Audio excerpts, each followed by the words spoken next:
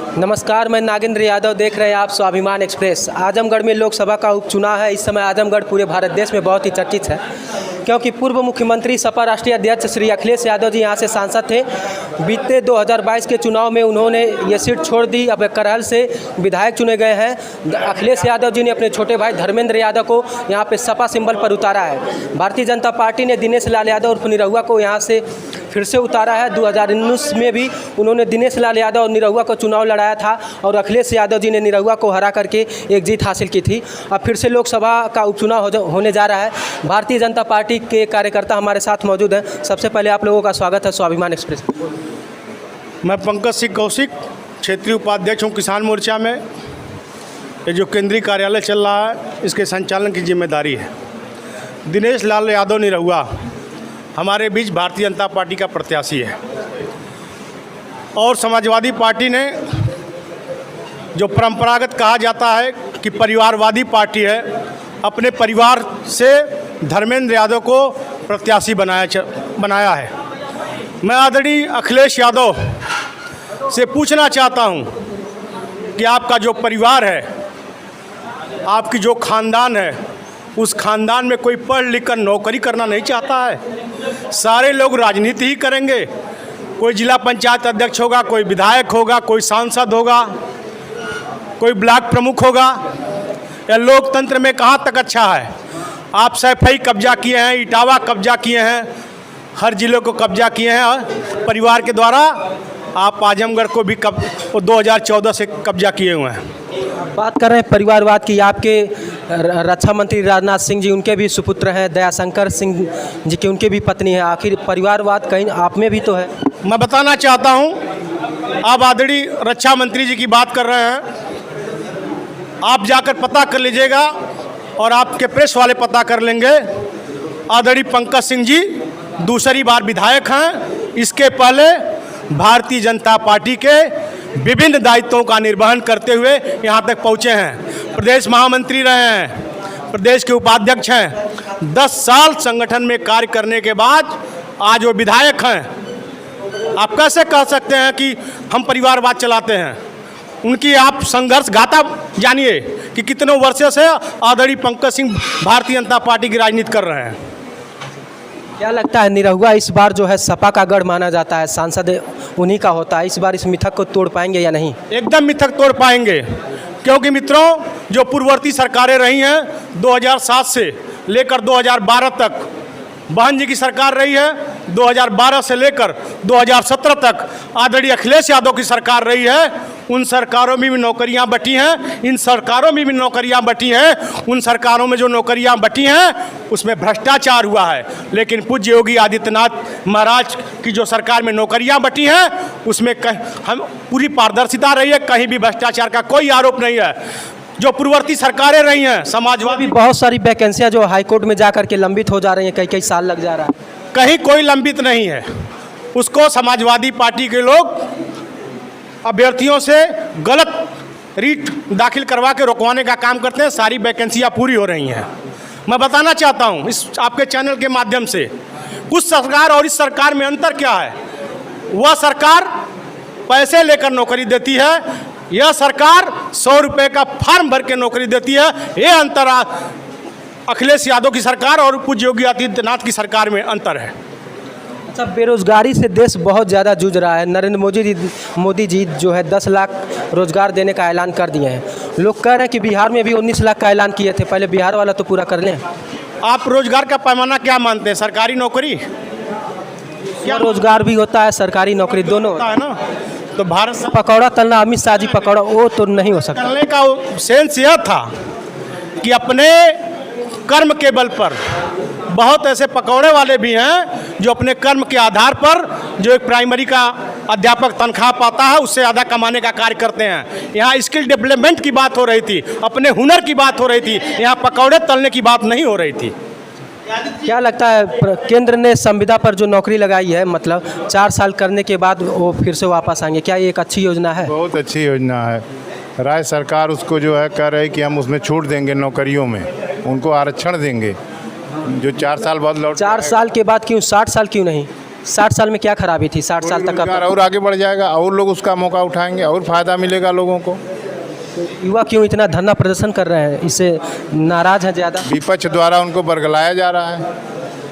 नाराज़गी का मतलब कौन सा ऐसा कानून है, कौन सी ऐसी व्यवस्था है जो तुरंत लागू कर दिया जाए, सब लोग संतुष्ट नहीं हो सकते। भाई, आप लोगों ने किसानों के समर्थन में भी आप लोग कहते हैं बिल लेकर के आए, 1 साल तक किसान आंदोलित रहे, फिर मोदी जी को माफ़ी मांगना पड़ा। कहीं मोदी जी कभी माफ़ी नहीं मांगे। मोदी जी माफ़ी मांगते हुए बोले कि मैं ये किसानों को मैं समझा नहीं पाया, इसलिए मैं ये बिल वापस लेता हूँ।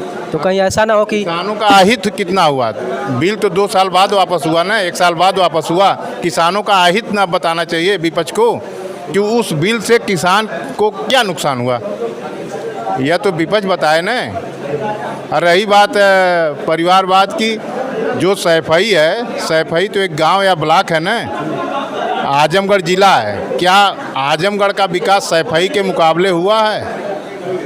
वहाँ क्या है उनका? सांसद तक नहीं है। यहाँ 10-10 विधानसभा हैं, बराबर सम्मान दिया आजमगढ़ ने। सैफई एक ब्लॉक है, यह समझना चाहिए आजमगढ़ के लोगों को। सैफई कुछ नहीं है, एक गांव है मुलायम का। आजमगढ़ ज़िला है, 10 विधानसभा है, वहाँ उनका सांसद नहीं है, विधायक नहीं है। जो आजमगढ़ ने सम्मान दिया उसके मुकाबले रत्ती भर भी अगर सपा ने यहाँ का विकास किया होता तो बहुत। पीजीआई बनवाए हैं और ये कई सारी तमाम चीज़ें तो बनवाए हैं। हम भी यहाँ के हम यूनिवर्सिटी बनवाए हैं। अभी न्यू रखी जा रही है उसकी। और क्या पहले से पैदा तो की नहीं जा सकती? तुरंत तो कोई योजना लागू नहीं की जा सकती। उसका स्ट्रक्चर खड़ा हो जाएगा, उसका कुलपति आ गए हैं, अब क्या चाहिए आपको बताइए? निर्माण चालू है, धन बराबर सरकार दे रही है। क्या लग रहा है चाचा, धर्मेंद्र यादव या निरहुआ कौन भारी पड़ रहा है? निरहुआ। क्यों? राष्ट्रीय अध्यक्ष जी के धर्मेंद्र यादव भाई हैं और फिर वो यहाँ के सांसद भी हैं और समाजवादी पार्टी के राष्ट्रीय अध्यक्ष भी हैं, उनका गढ़ भी है। तो क्या लगता है? जो राजनीतिक समीकरण है आजमगढ़ का, वह बसपा कभी उपचुनाव नहीं लड़ी।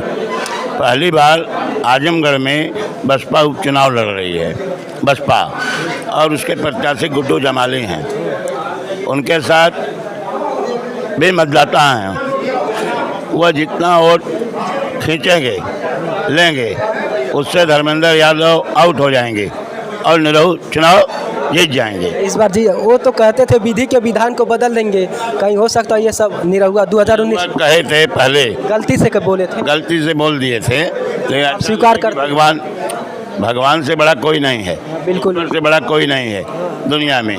ठीक है, लोगों ने कहा होगा, उन्होंने कहा कि मैं इसको बदल दूंगा। अति उत्साह। मैच्योर्ड नेता हो गए हैं निरहु, अब मैच्योर्ड नेता हो गए हैं और अब भारतीय जनता पार्टी की, मोदी और योगी की नीतियों का गांव-गांव प्रचार कर रहे हैं, रोड शो कर रहे हैं। भारी भीड़ हो रही है।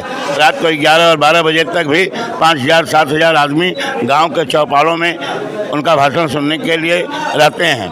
और जो राजनीतिक समीकरण है, जितनी भी जनता है, हर जात वर्ग का वोट निरहु को मिल रहा है, हर जात वर्ग का वोट निरहु को मिल रहा है। कहीं किसी नेता का प्रभाव नहीं है। विधानसभा का चुनाव अलग, लोकसभा का चुनाव अलग है।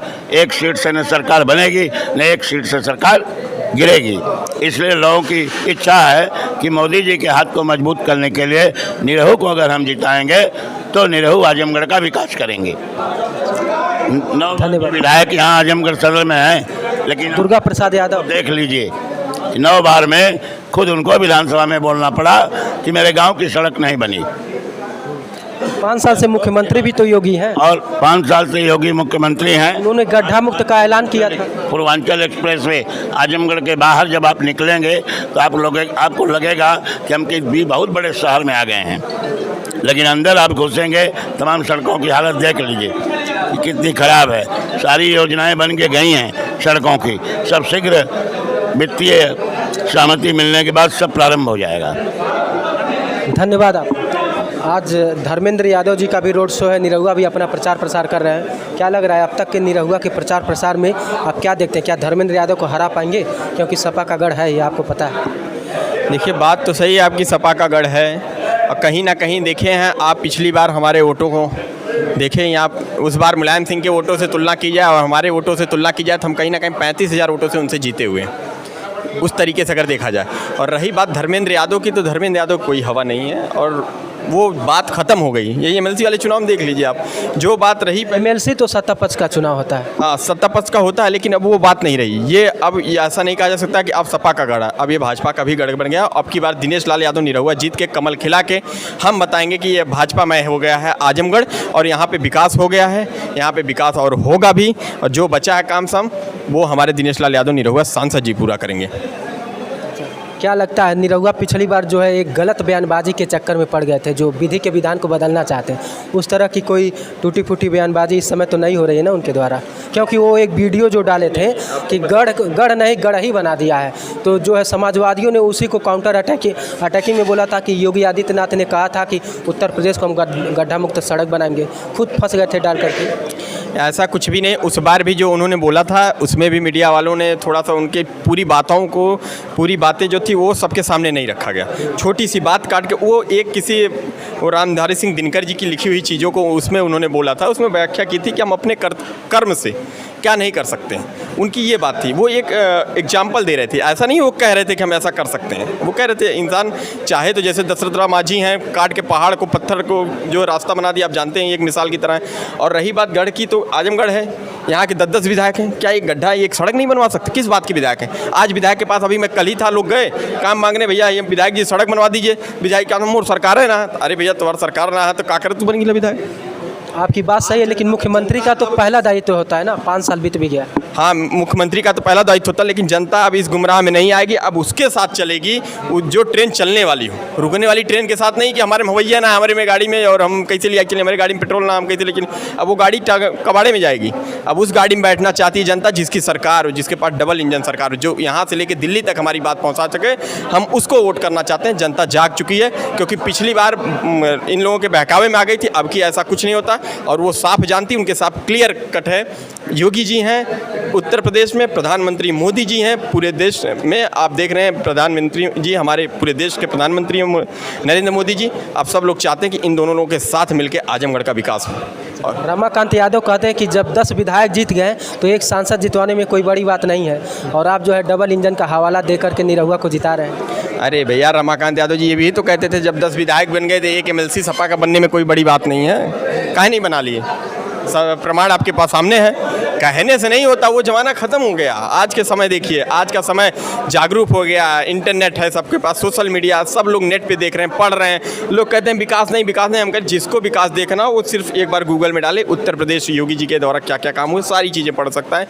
सारे लोग पास नेट उपलब्ध है आज के बाद, टोटल हमारी सोशल मीडिया सारी चीज़ें हैं, आप देख सकते हैं। कहने की नहीं किसी पे जाना है, कहने के लिए यही लोग क्या क्या कहते हैं, फिर वहीं जाते हैं, उनकी क्या बात करें। बहुत एक कुशल वक्ता लग रहे हैं, अपने पार्टी का पक्ष दमदारी से रख रहे हैं। और किस पद पे हैं बीजेपी के? बीजेपी का मैं सांस्कृतिक प्रकोष्ठ का जिला संयोजक हूं। और रही बात की जो है दमदारी की, आप सबका स्नेह और प्यार है, मैं आपकी न्यूज़ के माध्यम से सबको कहना चाहता हूं, हृदय से सबको प्रणाम करता हूं, और कहूँगा भी कि आप सब लोग किसी के बहकावे में मत आइए। अब की बार सिर्फ कमल को वोट दीजिए, क्योंकि आजमगढ़ का विकास का एक ही रास्ता है, जो रास्ता हमारे पास बचा है, इस रास्ता को हम सबको अब की बार नहीं खोना है। अपने दिनेश लाल यादव जी को, निरहुआ जी को अब की बार आजमगढ़ का सांसद बनाना है। आप सांस्कृतिक प्रकोष्ठ के नेता हैं, तो कुछ गीत संगीत तो आता ही होगा आपको? बिल्कुल आता है, और गीत संगीत के माध्यम से कहना चाहते हैं कि अरे दिनेश भैया जी के हो तो बड़ाई, आंसू के अलग सन में आंसू साहब के हुए नहीं के जीताई, आंसू के अलग सन में। अरे गाँव में घरे घरे सटल बाटे पारे चाहो, सटल बाटे पारे चाहो, सटल बाटे पारे चाहो, इनके नामवा के आदि बाटे आइल, आंसू के अलग सन में निरहु भैया जी के होत बड़ाई, आंसू के अलग सन में। गीत बहुत सुंदर था, आपका उत्साह भी बहुत अच्छा है। अब देखना ये है 23 तारीख को आजमगढ़ की जनता, सपा का जो गढ़ माना जाता है ये आजमगढ़, क्या धर्मेंद्र यादव को जिता पाती है या नहीं, या धर्मेंद्र यादव समाजवादी पार्टी की साख बचा पाते हैं या नहीं, या निरहुआ को फिर से जनता मौका देती है। धन्यवाद। देख रहे थे आप स्वाभिमान एक्सप्रेस, नागेंद्र यादव के साथ।